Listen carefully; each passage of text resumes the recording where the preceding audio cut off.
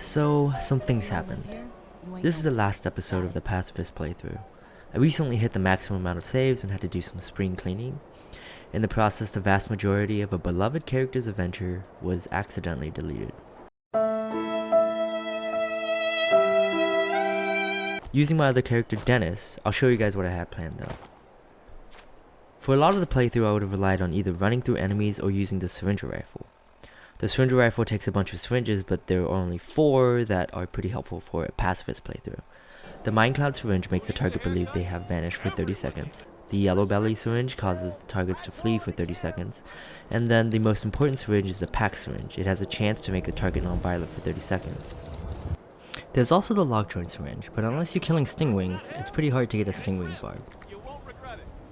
One of the most necessary perks for this style of playthrough is the perk Moving Target, which increases your damage resistance and energy resistance by 50 as you are sprinting.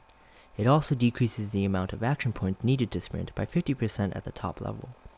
By utilizing the syringes and by running through enemies, this was how I planned on navigating hostile areas. Now, spoiler alert, there are some enemies in this game that have to die in order to continue your journey. To finish the main quest, Kellogg, a courser, and 2 of the 3 main factions must die. I thought the best way to approach this playthrough was to utilize the perk Ricochet to have enemies essentially kill themselves. This fit with the overarching pacifist philosophy, but using this method my Pip-Boy would still count these as kills. I wanted a better method that still fit this pacifist philosophy. Using a perk like Intimidation or Robot Hacking didn't really fit that ideology. Pointing a gun at someone or something and forcing them to murder in your behalf doesn't really seem that peaceful. Eventually, I found the answer at Good Neighbor. Cleo sells a chess piece that reflects 10% of melee damage done. This was the perfect answer to my problems. So this was my plan. I was going to travel around discovering areas, turning in side quests, and gaining enough caps for stim packs and a Destructor's chess piece. The perks I wanted to max out were Pickpocketing, Rooted, and Moving Target.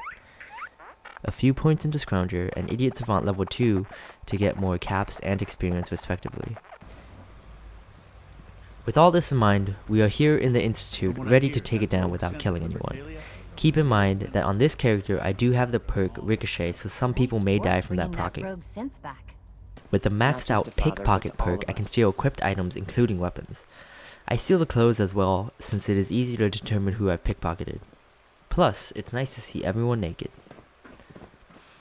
I think I have everyone's weapons, but I have a failsafe in place just in case I missed a few. With the maxed out perk and Rooted, you can disarm enemies that hit you. Now all there is left to do is to aggro them without hurting anyone, and the easiest way to do that is by becoming an Indian giver.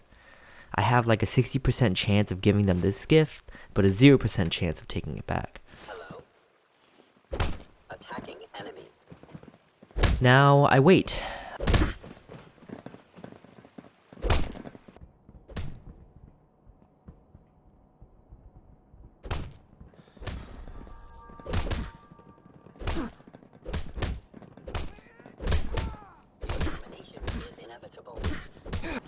I missed a few enemies with projectile weapons, and the best way to deal with them is to run up close to them, wait for them to hit me and drop their weapons, and then grab their weapons while they are on the ground. I pop some drugs here so it's easier to pick them up. All I do now is wait for them to eventually kill themselves. Maybe I'll drink some water.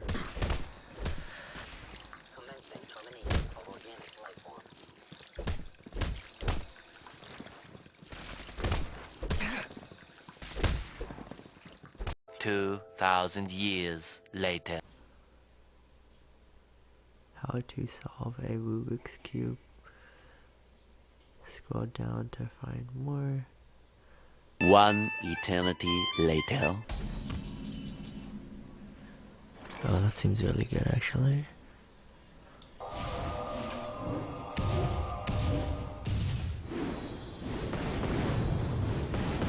What the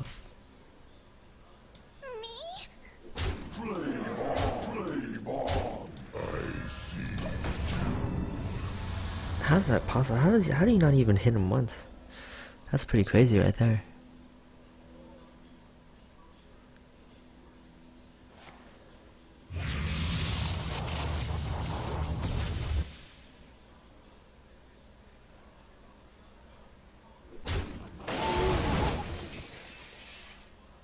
think I win this game, guys.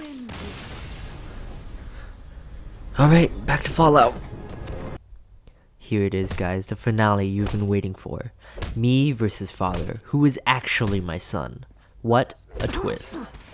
This synth strider comes in ruining an otherwise perfect father-son bonding experience. Some people have no respect for family. Ricochet procs, while father punches himself to death. And yeah, that's it.